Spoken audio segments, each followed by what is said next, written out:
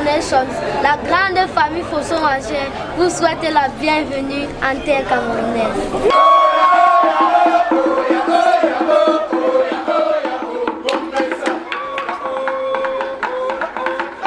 Quand on est arrivé à Yaoundé, à la sortie de l'aéroport, il y avait un mélange d'euphorie lié à la nouveauté, notre première fois en Afrique, et aussi une grosse surprise avec tous ces danseurs et ces enfants avec les t-shirts de l'association qui nous attendaient, qui ont fait quelques discours, qui nous ont remis des fleurs. J'imaginais pas du tout l'accueil qu'on allait nous réserver.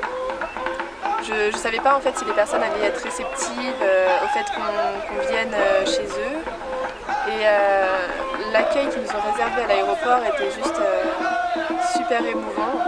Il y avait un groupe de musique, il y avait des danseurs et il y avait toute une file d'enfants avec des bouquets de fleurs et tout, et je pensais pas du tout que ce serait pour nous. Du coup j'étais un petit peu pas mal à l'aise, mais ça m'a vraiment touchée, quoi. C'était magnifique, c'était très émouvant.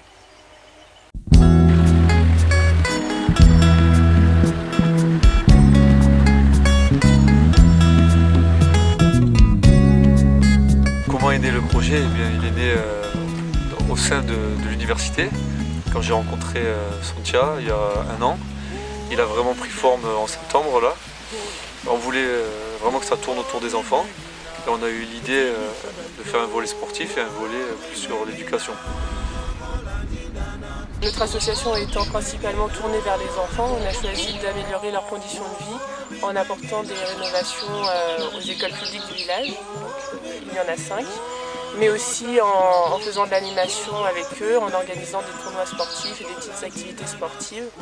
On a aussi souhaité faciliter leurs conditions d'apprentissage en leur apportant du matériel scolaire, donc des manuels scolaires et des livres aussi divers de jeunesse pour qu'ils puissent s'exercer à la lecture. Ce qui m'a attiré dans le projet, c'est qu'on n'arrive pas quelque part comme ça sans avoir un contact avec les gens, sans savoir ce qu'on va faire, sans avoir juste lu 2 lignes sur un site internet d'une association, et d'avoir vraiment préparé le projet en amont et d'être dans l'environnement vraiment local avec des gens du pays autour de nous pour nous aider.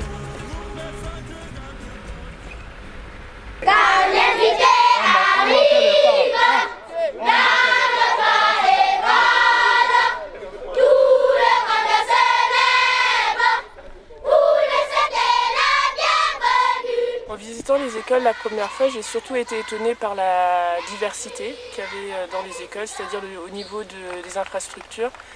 Il y en avait certaines qui étaient relativement bonnes pour l'environnement, enfin pour le village, c'est-à-dire des murs crépis et même peints. Et d'autres, comme l'école de Tsingla, où des murs étaient sur le point de s'écrouler sur les écoliers. Quand on voyait le nombre d'élèves par rapport aux tailles des classes et au nombre d'enseignants, c'est vrai que c'est impressionnant aussi de se dire... du coup on compare beaucoup avec la France et voilà des classes de 78 et ils sont 5 sur un petit banc qui fait cette taille-là. Enfin, c'est très différent. Faire des études au village, c'est pas très facile parce qu'il faut le dire, les gens sont extrêmement pauvres. Les familles qui peuvent facilement payer la scolarité des enfants se comptent au bout du doigt. Quand j'avais 13 ans, il a fallu que je travaille dur, parfois du matin au soir de 6h à 18h pour pouvoir financer les études, acheter les fournitures scolaires. Très souvent, l'école n'est pas toujours proche des apprenants et même quand c'est le cas, il y a un problème de la documentation. Les enfants n'ont pas tous les moyens pour se payer les livres dont ils ont besoin pour les réussir. Le ressenti, c'est que vraiment les élèves ont du mérite à déjà marcher plusieurs kilomètres matin et soir. Ils ont du mérite de s'asseoir sur des bancs vraiment peu confortables. Certains restent debout parce qu'il manque de bancs.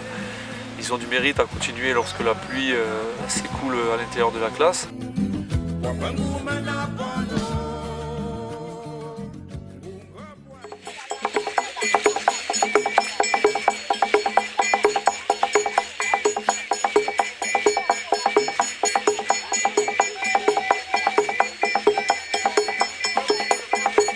Le chef, ça a été vraiment une des plus belles surprises.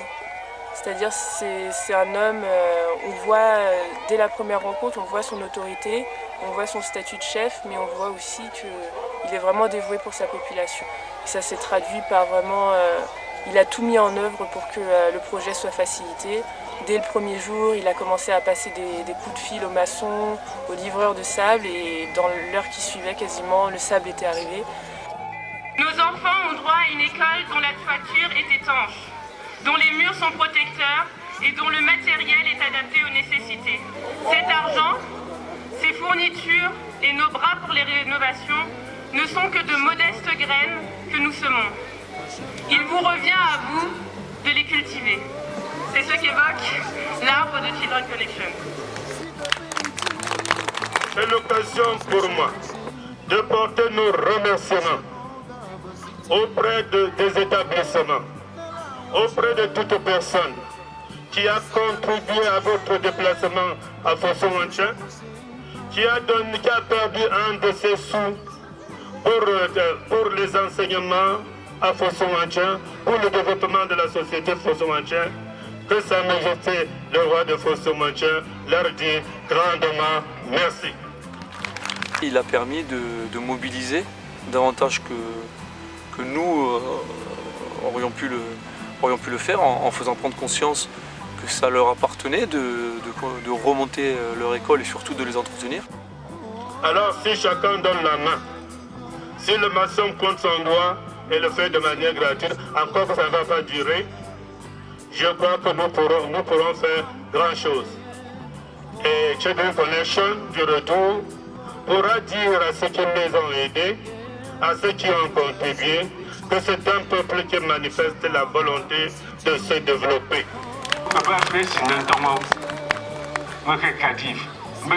Le chef du village, quand je l'ai vu en premier, je lui ai demandé de sensibiliser la population. C'est d'ailleurs ce qu'il a fait. Son village n'a pas de ciment, son village n'a pas de clous, son village n'a pas de tôle. En revanche, le village a des maçons, de menuisiers, des charpentiers. Et s'il me revient qu'une population n'a pas pris part à ces activités, c'est celle qui ne voudrait pas que je développe ce groupement par l'école. Ça veut dire que la personne me portera sur le dos. Son statut de chef aurait pu un peu écraser notre choix par rapport aux rénovations notamment. Il nous a vraiment laissé une liberté, on lui a dit nos idées, il les a acceptées, il était d'accord avec nous. Donc c'était vraiment un beau travail d'équipe.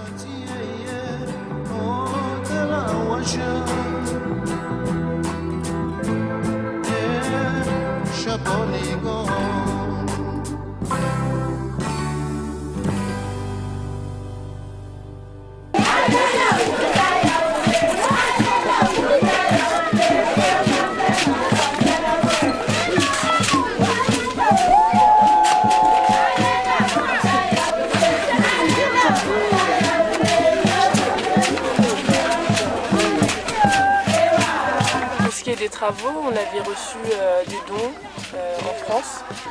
Aucun de nous n'avait de connaissances techniques, donc c'était assez compliqué de prévoir ce qu'on pourrait réellement faire sur le terrain, avec les prix qui sont ici au Cameroun et surtout le soutien qu'on a eu des populations, tous les techniciens qui sont venus, les maçons qui étaient là tous les jours. On a pu vraiment dépasser nos espérances et remonter des murs, couler des dalles, faire des choses vraiment qu'on n'aurait jamais imaginées dans toutes les écoles en plus. Donc au niveau des travaux, c'est une vraie réussite parce que c'est bien plus que ce qu'on espérait en partant de France.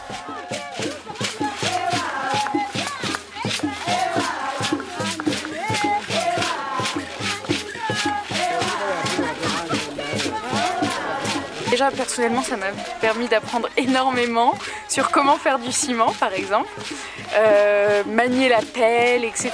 C'était faire du crépi, poser le crépi. On ne peut pas donner la femme à quelqu'un et donner encore les lits. Comme ils ont vu le ciment, ils étaient très fiers d'arranger leur établissement. C'est pour ça qu'avant notre arrivée, tous les parents du quartier étaient déjà présents. Bon Romain, notre premier jour de travaux, quel est le plan d'attaque? C'est de remonter le mur. Hein. tu parles de... On a plein de... Ce mur. Voilà. Voilà. On a plein de main d'œuvre. Voilà.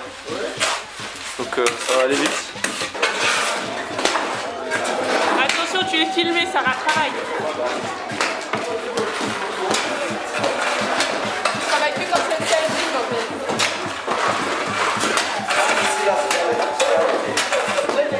Quand le chef du groupement nous a dit qu'il y aurait des gens qui seraient là pour nous aider bénévolement, tout ça, bon, on savait pas trop, on s'est dit, c'est vrai que les gens ici, ils n'ont pas beaucoup d'argent, donc perdre une journée de travail, c'est quand même énorme. Et il y a aussi beaucoup de gens qui nous ont dit, mais vous faites pas d'illusions, les gens n'aideront pas, ils attendent juste que vous fassiez les choses pour eux. Puis quand on est arrivé, il y avait plein de monde qui était là, ils avaient déjà commencé, un peu commencé sans nous.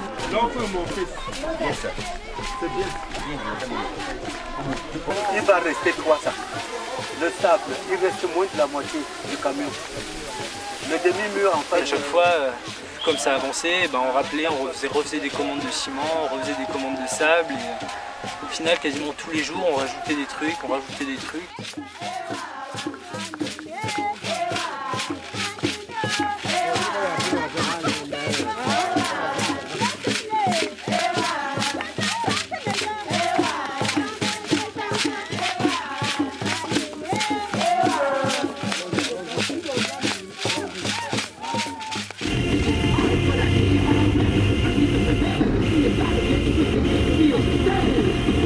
Songwensheng, c'est un village très rural, loin de tout. La ville la plus proche est à 17 km quand même.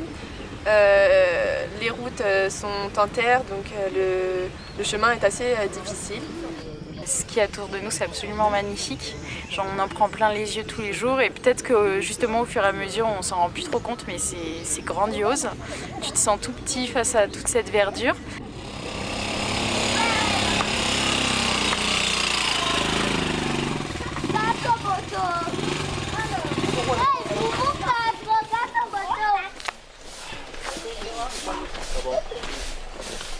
Monsieur Bizini? C'est bon, non? Monsieur Bizini? La moto au Cameroun, ça défonce.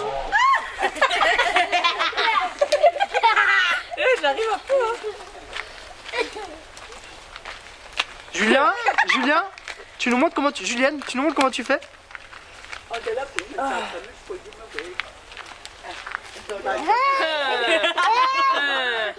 Marche un peu. Pas ici. Ah là là. Pourquoi c'est aussi facile pour toi? Elle est habituée.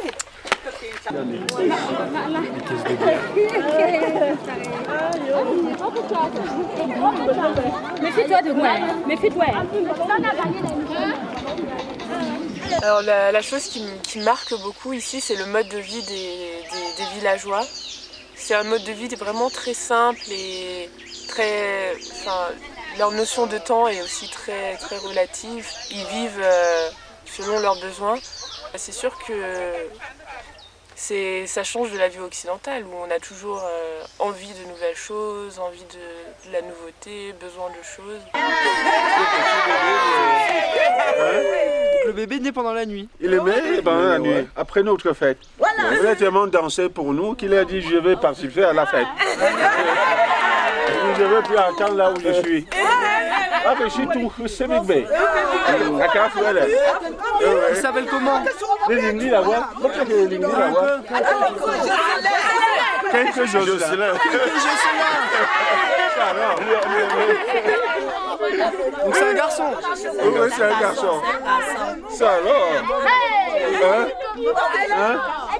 Bonjour Kenke Jocelyn. Ça m'a beaucoup étonnée de recevoir autant de compliments, de remerciements, puisqu'à notre échelle c'était pas un projet non plus extraordinaire. Mais après au fur et à mesure on se rend compte que les gens en fait nous remercient pour autre chose aussi. C'est pour la dynamique qu'on a réussi à faire partager, à savoir la motivation des maçons et la mobilisation de tous les habitants. Du coup je trouve que c'était très positif et je reçois ces remerciements à bras ouverts. On essaie de faire un deux parties pour donner des lots à la fin. Est-ce que... Bah alors, on est 8 maintenant, c'est ça? Donc là c'est le numéro 6, d'accord? Et toi c'est le numéro 8. Et est-ce que vous avez compris le jeu? Quand tu entends ton numéro, tu dois courir, attraper ça au milieu et revenir en courant. 3 ! Numéro 3 ! C'est bien ! Allez, numéro 3 ! Children Connection, forcément, c'est porté sur l'enfance, notamment sur les écoles, donc sur l'avenir des enfants. On ne voulait pas seulement leur apporter du matériel et réparer leurs écoles. Pour nous, ça nous tenait vraiment à cœur de les rencontrer, d'avoir un partage avec eux. Et donc on a pu leur apprendre plein de petits jeux, jouer avec eux, organiser notamment un tournoi sportif qui a été très suivi par toute la population. Tout le monde se réjouissait, même les mamans restaient là pour regarder, elles riaient avec nous, enfin, c'était vraiment très sympa. Là encore il y avait des interactions, donc on expliquait les règles aux mamans qui traduisaient aux enfants, enfin, tout le monde riait, il y avait vraiment une très bonne ambiance. Il faut qu'elle ait ta place. Allez les costauds là. Et on a pu organiser énormément d'activités et des choses aussi qui étaient différentes de ce qu'ils ont l'habitude de voir. Je pense notamment au badminton, au volley ou à la tech. Tout ça, c'est des jeux que l'on espère qu'ils garderont pour, tout simplement pour diversifier et notamment avec le matériel qu'on a laissé. L'animation avec les enfants, c'est pas mal puisque c'est vrai que l'été, ils n'ont pas l'habitude de faire énormément de choses. Ils sont souvent au champ, en général. Ça me fait très plaisir quand je vois qu'on leur a fait découvrir de nouveaux sports. Par exemple, je pense au badminton. On rigole en disant qu'on a importé le badminton en Afrique. Mais je trouve que c'est très très positif et c'est surtout ça qui me plaisait en fait. Le facteur n'est pas passé. Je dis, le facteur n'est pas passé. Samedi,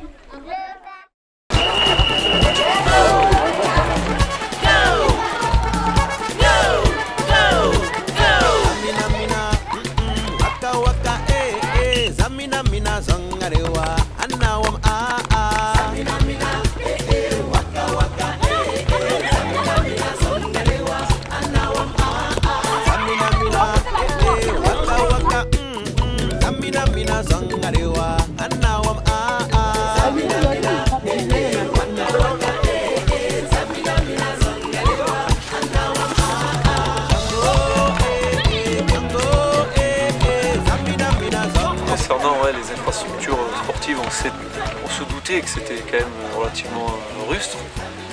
Mais j'avoue qu'il y a des dénivelés de peut-être 45 degrés, il y a des pentes au milieu du stade, il y a des parties avec des fougères où le ballon ne roule même pas, d'autres il y a des rochers sur le stade.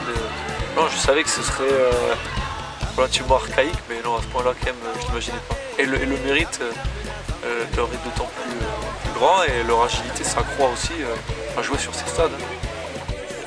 C'est vrai, on n'a pas des stades vraiment réglementaires, mais on s'en sort avec ces stades-là. J'espère qu'avec ça, on s'améliore quand même. Et je me dis que si on pouvait jouer dans des bons stades comme en Europe, on pouvait faire des merveilles. Ce qui m'a le plus marqué, c'était vraiment le match de mardi entre Balégo et l'école du centre à Balégo, sous une pluie diluvienne où le brûleur de pluie n'avait pas fait son travail, où j'ai arbitré et où les enfants ont joué pendant 1 heure sans réchigner, en glissant, en tombant sur le sol, en se jetant dans les ravins pour aller chercher les ballons sur un terrain que n'importe quel gamin français n'a jamais côtoyé en Europe.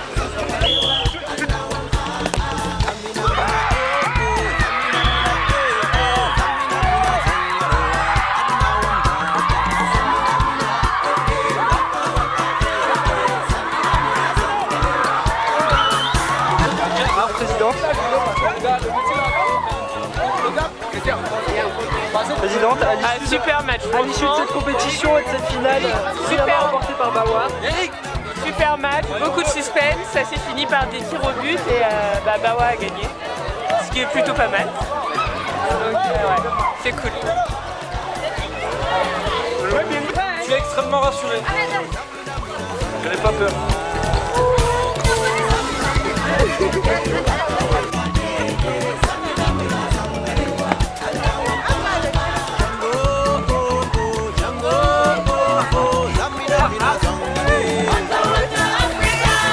Children Connection, oh yeah! Children Connection, oh yeah! amoureux du football, tous ces enfants nous ont procuré beaucoup de joie. Et lors de notre retour en France, nous pourrons bel et bien dire que le Cameroun est, en plus d'une terre d'accueil, une terre de football qui regorge de talent. Les membres de Children Connection sont fiers d'avoir côtoyé de futurs lions indoptables.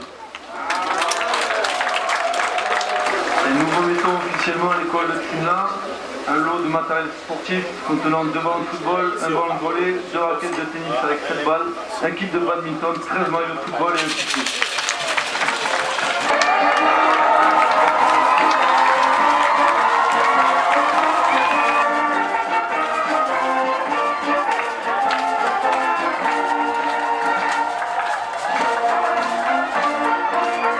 Un autre volet du projet Fosun Wencheng 2013 est bien entendu l'éducation.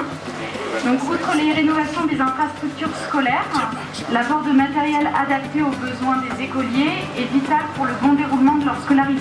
Nous avons donc réparti équitablement tout ce matériel et nous allons donc procéder à leur remise officielle auprès des directeurs et des présidents APEE afin que tous ces livres demeurent à la disposition de tous les écoliers au fil des rentrées scolaires. Nous savons que vous aurez à cœur d'entretenir comme il se doit ces nouvelles infrastructures. Et nous sommes persuadés que la dynamique ne s'arrêtera pas après notre départ. Lorsque l'on s'unit tous, de grandes choses sont possibles. Nous l'avons tous constaté cette semaine. Ainsi, dans quelques années, Fosun Wencheng disposera peut-être des écoles les plus modernes du Cameroun. Comment ne pas dire merci une fois de plus lorsque la communauté éducative de Fosun Wencheng vient de s'agrandir en accueillant à son sein un géant. C'est avec émotion que j'ai pu redécouvrir la terre de mes ancêtres et ma grande famille qui est Fosun Wencheng. Et c'est avec grande fierté que j'ai pu présenter à mes amis les forces vives de mon village. Ce sera donc avec fierté également que nous rentrerons en France, rendre compte à toutes les personnes et organisations qui nous ont soutenus du dynamisme et de l'engagement du groupement Fosun Wencheng. Chacun a apporté ses qualités, son énergie, son envie pour que ce projet soit réalisable. Donc je remercie Noé, Elfie, Valentin, Charline, Sarah et Romain. Et je remercie aussi nos nouveaux membres, dont nous sommes très fiers, Duplo et Eric.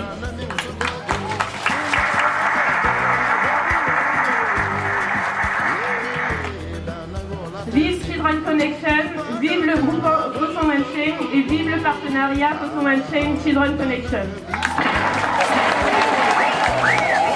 On ne le porte pas au hasard.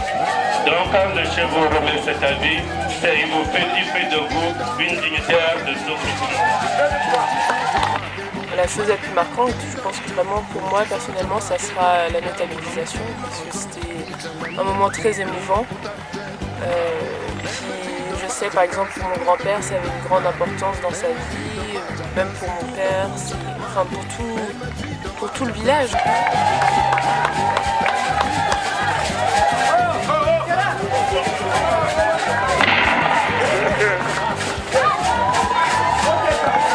Je pense que ce qui me marquera vraiment toute ma vie, c'est ça. Et puis bien sûr l'expérience humaine, que ce soit avec les membres de l'équipe, mais aussi bien sûr avec les enfants qu'on a rencontrés, les parents qui se sont dévoués pour leurs enfants. Tout ça, ça apprend beaucoup et ça remet en question certaines de nos petits problèmes qu'on a en France. On se dit, ça fait relativiser beaucoup de choses. Donc je pense que ce projet marquera forcément ma vie. Au Cameroun, berceau de nos ancêtres, va debout et jaloux de ta liberté. Comme un soleil, grand drapeau, fier d'être un seul blanc à tant de foi et d'unité. Que tous tes enfants du nord, sud, de l'est à l'ouest, à tout amour, que ces vies, que ce soit leur seul but, pour remplir les devoirs du jour. Chère patrie, t'es chérie, tu es notre seul et vrai bonheur. notre joie et notre vie. À toi l'amour et le grand honneur.